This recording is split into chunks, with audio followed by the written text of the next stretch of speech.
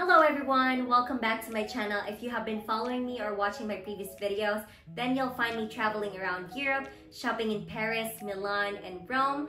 And if you're planning to apply for a Schengen visa and wanted to visit Europe, then this is the right video for you. I have been receiving a lot of questions about the process of getting a Schengen visa, how long is the duration, which embassy should they apply to, and what are the required documents. Today, we're going to dive into knowing what is a Schengen visa, what are the type of visas that the embassy could grant you to, either a single entry or multiple entry, and what are the travel documents that you need to prepare to.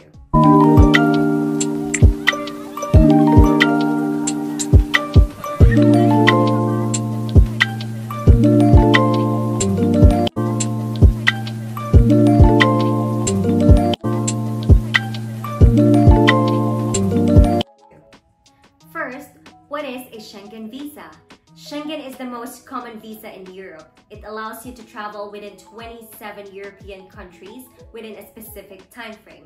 Now, it actually depends on your country of destination, but as a general rule, you have to apply your visa on a Schengen State Embassy where you're planning to stay more days during your travel. So for an example, you're going to Italy for like 5 days and you're visiting Greece for 25 days. So that means that you'll have to apply your visa at a Greece embassy or consulate. Same goes with staying in France for 10 days and visiting Amsterdam or Netherlands, I may say, for 5 days. Then you have to apply your visa in France embassy or consulate. So just a basic rule, plan your itinerary well and check which member state are you planning to stay much longer, and then that's the time that you start your application. Now let's get to know more about the Schengen visa.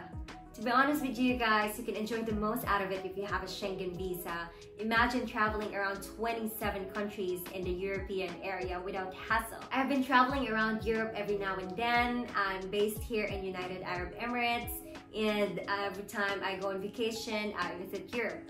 To be honest with you guys, even you have been granted for a Schengen visa, you really wouldn't be able to travel in the entire 27 Schengen countries in one shot.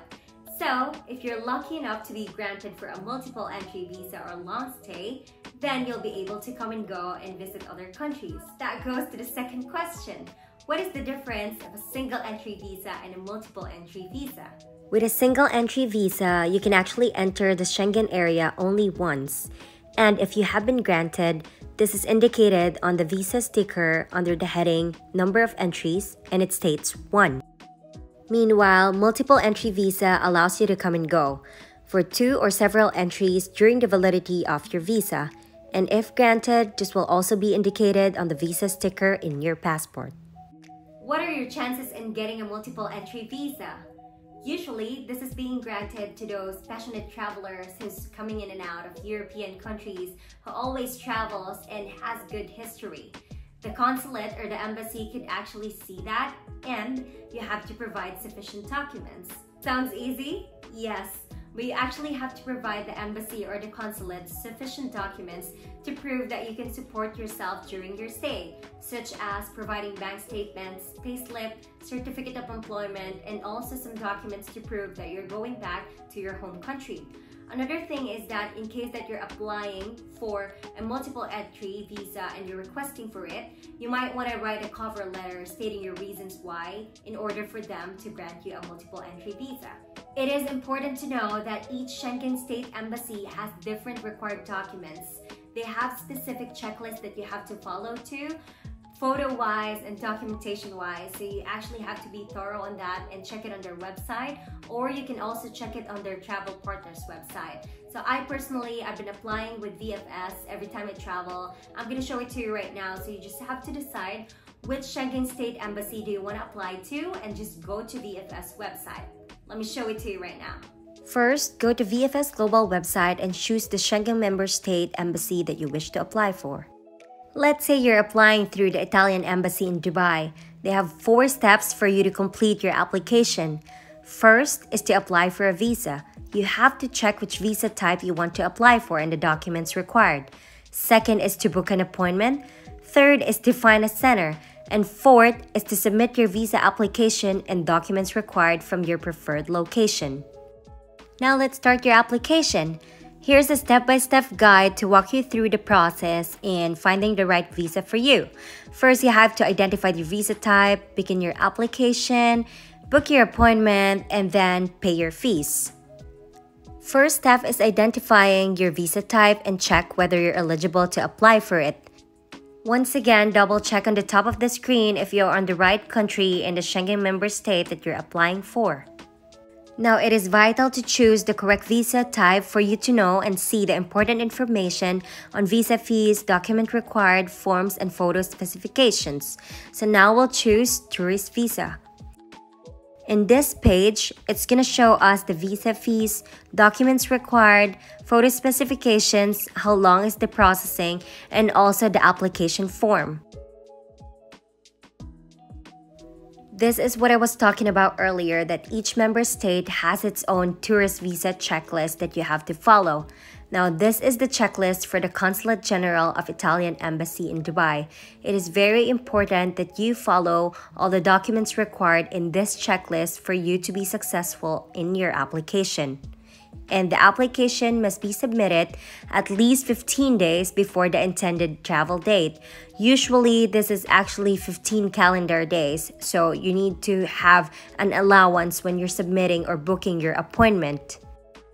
As you can see, the checklist is very detailed for you to know and make it easy for you to prepare what type of documents you have to submit. This checklist applies to employed, unemployed, or business owners, and if you have any questions, feel free to contact VFS Global Support or send them an email if you have any inquiry and clarification. Each Schengen member state requires different documentation checklists. In this case, from the Italian Embassy, they require you to submit an international medical Schengen insurance that covers your entire stay with a minimum of 30,000 euros. Another thing is that they require you to submit a confirmed hotel booking and a confirmed flight reservation. Yes, it has to be confirmed, and it shouldn't be just a reserved hotel booking or a reserved flight reservation. It has to be confirmed. It means that it has to be paid. Now, you have to be thorough, guys, in following all the checklists and submitting all the documents required, because if not, that could lead your application to be unsuccessful. Lastly, in this page, you will also find that you have to fill in the application form. This Schengen application form is very, very important, and you have to take your time and fill out the information here. Make sure it's accurate. Double check if there's any typo error before you submit it and print it. Now that you have all the visa information, you can now book your appointment and submit all the required documents from your preferred center.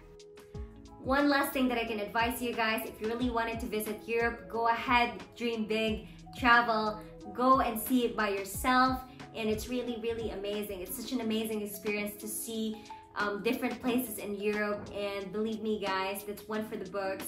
And if this is your first time to apply for a visa, and if you haven't been traveling really around the world, I would suggest you to travel in some, countries that you're eligible to without applying for any visa, because that would actually support your application. Cover letter is very, very important, because you get actually an opportunity to write whatever you want to say to the embassy or the consulate, because they're really reading it. So if you want to tell them that you have been traveling Asia or different countries that doesn't require any visa at all, it's okay. It's okay, as long as they will see that you're passionate in traveling, and also that you have the goodwill to go back to your home country, then you'll definitely get a high chance of approval. Another thing is that be honest. Be honest during your application. Tell the truth and why you really want to travel. Let them know if you really have family in that country, or you just want to visit your friends who are you traveling to. Based on my experience, there's actually a high chance of rate of approval if you're family or if you're a couple. So you can actually write that down in your cover letter that you're traveling with someone or with your family, and that you just want to have fun and you just want to see the beautiful, sightseeing in Europe, and that actually gives you a high chance rate of approval. I personally have been granted for a long stay multiple entry visa, and I feel so privileged having this type of visa that I could go in and out of Europe whenever I want to. I'm just happy and grateful for having this, and I'm praying for you guys to get an approval too. So feel free to comment down below if you have any questions from your application. I might help, and from the documentation required, feel free to comment down below. I'll be more than happy to check it out. Don't forget to share this to your friends. This might help. Like this video and subscribe to my growing channel. Thank you everyone for watching, and I'll see you in my next video.